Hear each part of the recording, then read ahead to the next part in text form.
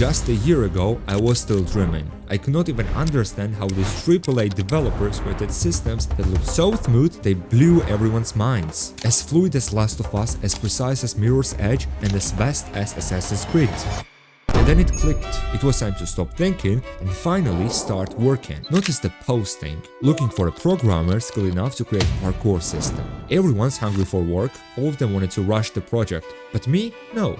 I was confident and I was patient. I walked in and closed the deal on that same exact day. It was time to build a parkour system that people call better than by Ubisoft. What was the beginning like every other one? Search for references and ideas. Idea was simple, but execution not so simple. Replicate style of AC1 with fluidity and variety of Unity, but keep game realistic.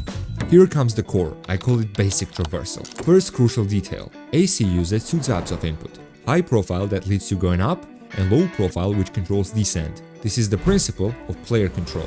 At that time, Unreal Engine had just released free sample animations. Free but so good that not even paid ones were anywhere like it. However, I did not like the code, so I made my own from scratch. This enabled freedom of thought for future.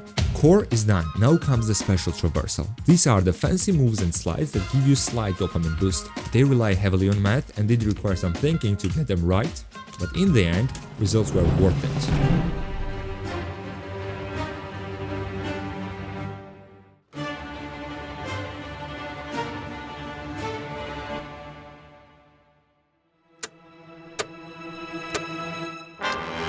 How do you get climbing so good that it can compete with other giants? Well, learn from the best. I made it as grounded as AC1, but much more fluid and responsive as like Unity. The system turned out berserk. Ejects were real deal. It was so hard to get them right until Animator finally landed animations that looked ideal. Afterwards, they felt superb.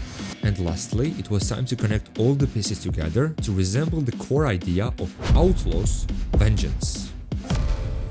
And I'm sure you now ask, how did I manage to learn to create a system that looked so complex, so advanced, and so distinct to be exceptional? And my answer is cliché. I just worked day and night. No excuses, I had no tutor or mentor. I learned the things the hard way.